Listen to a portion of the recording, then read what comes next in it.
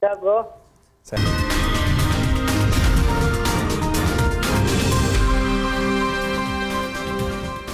Lion Air Group mendapat izin khusus dari pemerintah untuk beroperasi melayani rute domestik mulai 3 Mei 2020. Salah satunya berisi Lion Air Group akan melayani pebisnis.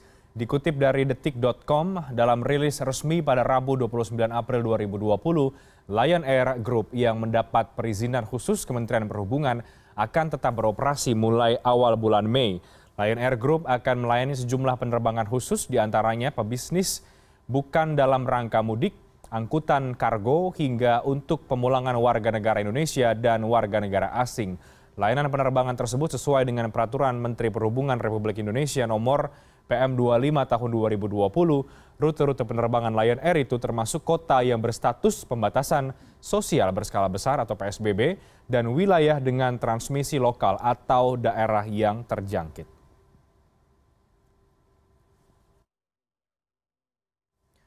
Ya, kelonggaran penerbangan yang diberikan oleh pemerintah bagi maskapai untuk melayani para pebisnis langsung direspon oleh maskapai penerbangan, misalnya tadi Lion Air yang sudah menjual tiket penerbangan pada awal bulan Mei tahun 2020 nanti. Padahal sebelumnya pemerintah mengeluarkan aturan pengendalian transportasi hingga 1 Juni 2020 untuk bisa menekan angka penyebaran COVID-19 terutama dalam masa mudik Lebaran 2020. Nah, mungkinkah kemudian kebijakan membolehkan penerbangan bagi orang yang mau berbisnis ini efektif dijalankan? Dan bagaimana kita melihat lebih jauh soal kebijakan ini?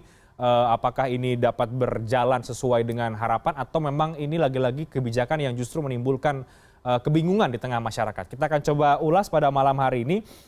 Tentu narasumber semua dari luar studio ada Bang Andre Rosiade, anggota Komisi 6 DPR RI. Selamat malam Bang Andre. Selamat malam, Reinhardt. Baik, saya akan sapa juga Pak Alvin Lee, pengamat penerbangan lewat sambungan Skype. Selamat malam Pak Alvin.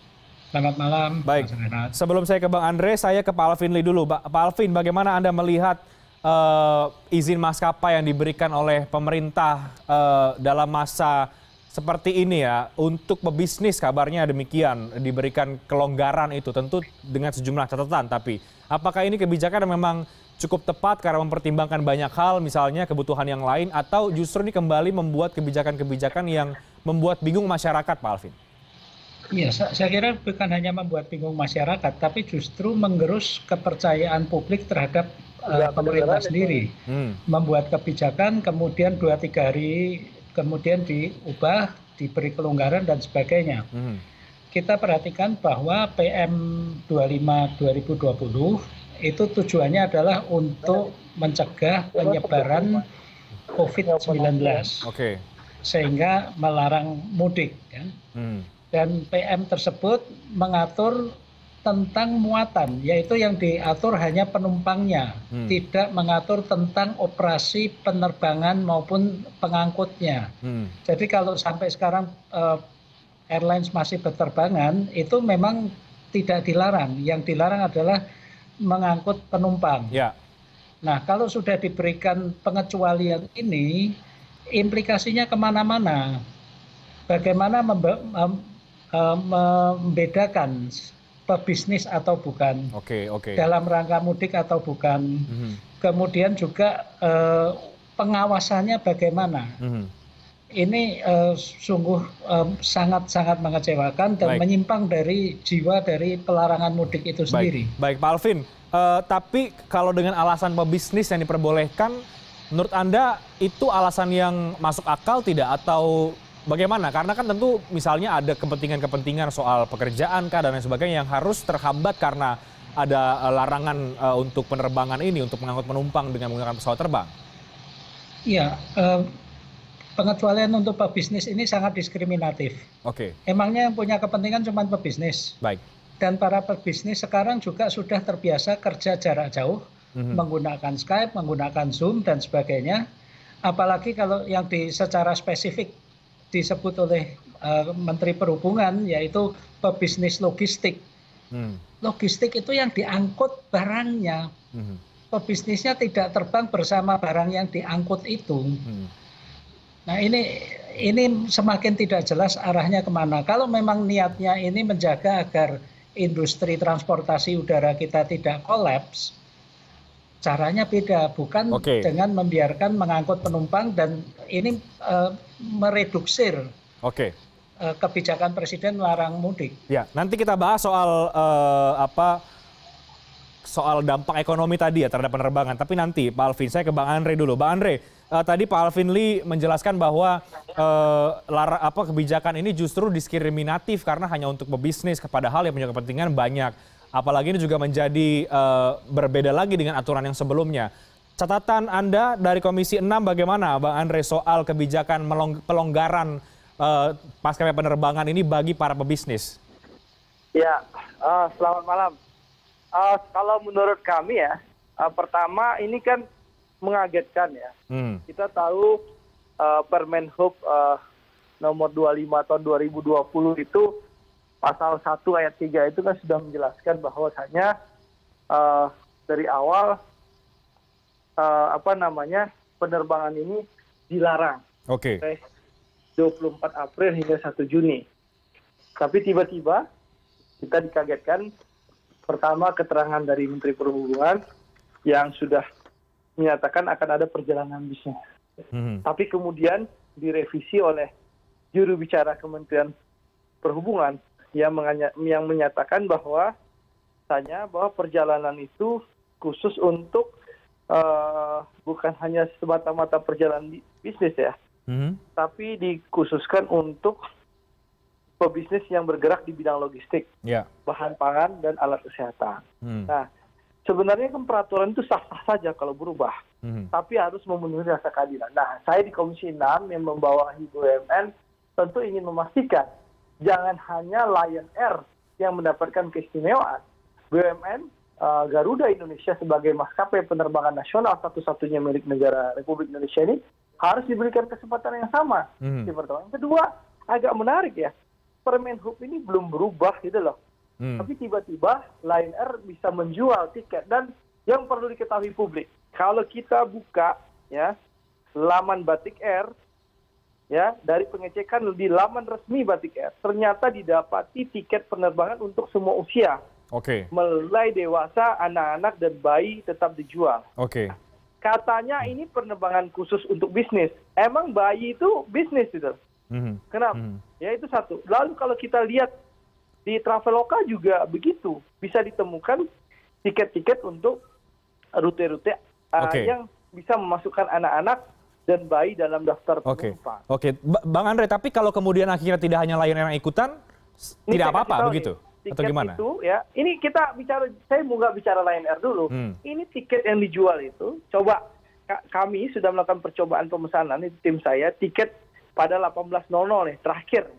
Itu untuk rute Jakarta Padang, Jakarta Jambi, dan Jakarta Surabaya, itu kita coba memasukkan anak-anak dan bayi itu tidak menolak, baik tiket online yang resmi di Batik Air maupun di Traveloka. Jadi menunjukkan bahwa wacana bisnis itu tidak jelas. Karena memang peraturan ini, saya bingung itu, peraturan sudah disusun ya. Taklimat Presiden sudah jelas bahwa kita larangan mudik, tapi dicari terus celahnya. Ini pemerintah ya ini ingin memberikan kemudahan kepada salah satu penerbangan, tapi akhirnya membawa pandemi virus ini nggak selesai.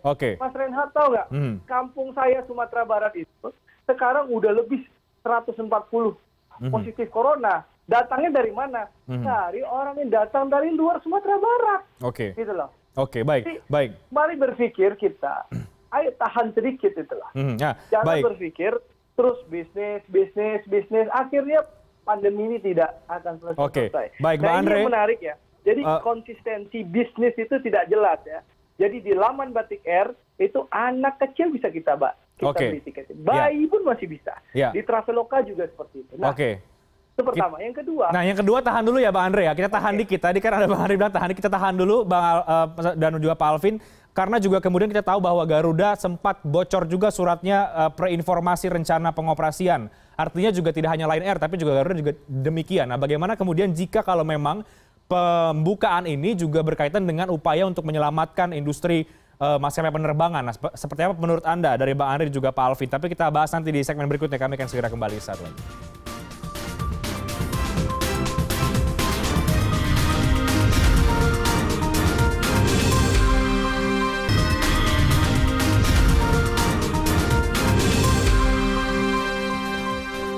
Ya, saya lanjutkan kembali diskusinya, Bang Andre. Singkat saja, jadi menurut Anda ketika tadi sampai di poin 2 ya, poin 2 apa yang ingin Anda sampaikan? Ulangi dulu ya. Ini supaya publik tahu, silakan dicek. Sistem penjualan tiket online di laman resmi Batik Air dan Traveloka tidak menolak di saat tim kami mencoba memasukkan anak-anak dan bayi dalam daftar penumpang. Saat memesan tiket ke beberapa rute, Jakarta Padang, Jakarta Jambi, Jakarta Surabaya. Percobaan pemesanan tiket dilakukan terakhir oleh tim kami 18 waktu Indonesia Barat. Jadi ini aneh, ya. Katanya perjalanan bisnis, kenapa anak-anak masih bisa dipesan? Oke, baik, Bang Andre. Ini harus ada peraturan yang jelas, ya. Kalau memang akhirnya diizinkan perjalanan bisnis itu, seharusnya sebelum beli tiket harus ada izin penumpang itu dari Kementerian Perhubungan atau gugus tugas ya, yang diberikan kewenangan. Baru mereka beli tiket. Jangan mereka beli tiket dulu, lalu mereka datang ke bandara, lalu kong kali kong hengki-pengki di bandara, baru mereka bisa terbang. Baik. Tapi yang jelas kan ada syaratnya juga, mengisi surat pernyataan, kemudian melampirkan surat keterangan perjalanan, surat keterangan kesehatan, mengisi kartu kewaspadaan kesehatan. Peraturannya kalau sudah di bandara, Nah, begini Bang Andre, kalau kemudian kita ingin mencegah COVID-19, ingin mencegah wabah ini, atau memang memberikan kemudahan-kemudahan. Kalau ingin peraturan ini dibikin untuk dilanggar. Pertanyaan saya, jadi sekarang ingin mencegah COVID atau tetap COVID ini kita edarkan ke seluruh Indonesia? Gitu. Baik. Saya ke Pak Alvin. Pak Alvin, sudah ada syarat-syarat yang sebetulnya dicantumkan ya, kalaupun ada penumpang yang mau naik, tapi memang pada praktiknya ini perlu kita pertanyakan begitu. Jadi kalaupun ini akan terus dilanjutkan, tidak hanya Lion Air misalnya, ada maskapai-maskapai lain yang langsung merespon dengan membuka penerbangan, ini harus seperti apa pelaksanaan kebijakan ini di lapangan? Pak Alvin, dan bagaimana juga dengan upaya penyelamatan tadi yang Anda sempat singgung? Ya, ini kan sebetulnya sudah jauh menyimpang dari tujuan PM25 2020 ya. Kita perlu mencermati juga bahwa tanggal 29 April kemarin, Dirjen Pencegahan dan Pengendalian Penyakit Kementerian Kesehatan itu juga menerbitkan surat edaran nomor 6689 mengatur tentang persyaratan penumpang yang akan bepergian dengan pesawat terbang.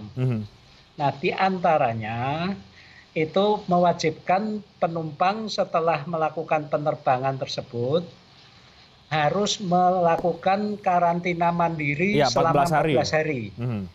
Nah, masalahnya adalah siapa yang akan mengawasi bahwa penumpang tersebut benar-benar melakukan karantina mandiri. Apa sanksinya jika tidak melakukan karantina mandiri? Dan yang ketiga, karantina mandiri itu membuat perjalanan atau penerbangan tersebut tidak berarti. Karena sang penumpang setibanya di kota tujuan selama 14 hari harus karantina mandiri. Tidak boleh ketemu siapa-siapa. Lantas buat apa melakukan perjalanan itu? Lantas kita kembali, apa masih masuk akal memberi celah katanya untuk pebisnis melakukan perjalanan seperti ini? Dan di lapangan nanti juga di bandara siapa yang akan memeriksa? Penegakan hukumnya bagaimana? Jumlah personil kita cukup atau tidak? Kalau untuk upaya penyelamatan yang tadi sempat Anda singgung, penyelamatan industri penerbangan, bagaimana Pak Alvin? Kalau untuk penyelamatan industri penerbangan, caranya lain dong, bukan dengan kita membiarkan mereka mengangkut manusia lagi yang resikonya tinggi. Misalnya, memberikan keringanan-keringanan. Stimulus dan lain sebagainya ya? Biaya di bandara dan sebagainya. Aftur ya. Semua yang bisa diringankan. Toh ini tidak akan berlama-lama lagi. PM ini kan dibuat khusus untuk mudik. Mudik ini kan hanya sampai 1 Juni, 1 bulan lagi lah. Baik, saya ke Bang Andre Rosiade. Bang Andre, terakhir, jadi dari Anda sebaiknya peraturan ini direvisikah? Ditarik lagi kah atau bagaimana? Karena kemudian kan bisa saja tidak hanya Lion Air, tapi juga maskapai yang lain akan mengikuti aturan itu. Saya setuju dengan Bang Alvin. Sudahlah, tahan diri dulu 1 bulan ini ya. ya pihak maskapai kita berikan insentif saja, lalu mereka disuruh ngangkut kargo, kan kargo jalan terus. Garuda bisa angkut kargo, Lion Air bisa angkut kargo, hentikan dulu Pak ngangkutan orang. Anda bayangkan ya, pembantu rumah tangga saya saja masih bisa bilang, Pak, masih bisa pulang kok, kami mudik Pak. Saya bilang sama Dirut ASDP, Bu, tolong itu Bu Dirut jangan sampai ada penumpang naik. Tapi pembantu rumah saya dapat WA, dapat dari teman-temannya masih bisa berangkat. Nah, Anda bayangkan, padahal ASDP sudah bilang, kita tidak boleh mengangkut ini. Tapi masih bisa lolos, itu contoh ASDP. Lalu di jalan-jalan darat juga ada. Jadi kalau kita kasih ruang terus, insya Allah mudik itu pasti akan jalan. Jadi lebih baik sekarang kita tegas saja, kalau mau cut off, hentikan dulu. Pemerintah tinggal berikan insentif ke maskapai, ya. Ini hanya 1 bulan, ya, biar benar-benar wabah pandemi COVID-19 ini bisa kita kita hentikan. Daripada kita berikan celah pelanggaran hukum, celah hengki-pengki, celah permainan. Tadi saya sudah sampaikan, tim kami ya mencoba memesan tiket melalui Traveloka dan juga laman Batik Air. Tadi anak-anak dan bayi juga masih bisa dipesan. Ini menunjukkan apa? Bisnisnya di mana. Kata Bang Alvin Lee tadi, mereka harus dikarantina. Kalau dikarantina 2 minggu, kapan mau bisnis? Jadi untuk apa mereka perjalanan keluar kota? Baik. Gitulah. Saya, Mas Reinhardt, anggota DPR RI Dapil Sumatera Barat 1, punya tanggung jawab saya sama Dapil. Saya punya kemudahan untuk bolak-balik sebenarnya. Tapi saya memahami aturan pemerintah bahwa kita harus menahan diri, ya, tidak bepergian, ya. Sehingga kalau saya datang ke Sumatera Barat, saya pasti ODP dan harus dikarantina. Saya tahu, makanya saya menghindari perjalanan seperti itu. Baik, kita akan lihat setelah ini kemudian mulai disoroti oleh publik, apakah kebijakan ini kemudian akan direvisi atau ditarik kembali atau seperti apa? Dan kita akan tunggu bagaimana. Terakhir singkat Bang Andre. Permen Hub-nya saja melarang. Paling memang ada revisi Permen Hub-nya ini. Baik. Terima kasih. Kita akan tunggu seperti apa. Terima kasih banyak Pak Alvin Lee, pengamat penerbangan sudah bergabung. Pak Andre Rosiade, anggota Komisi 6 DPR RI sudah bergabung bersama kami di CNN Indonesia Newscast pada malam hari ini. Guru yang punya cara kreatif untuk membuat murid-muridnya selalu menghadiri kelas online-nya, kami akan segera hadirkan informasinya usai jeda berikut. Tetap bersama kami.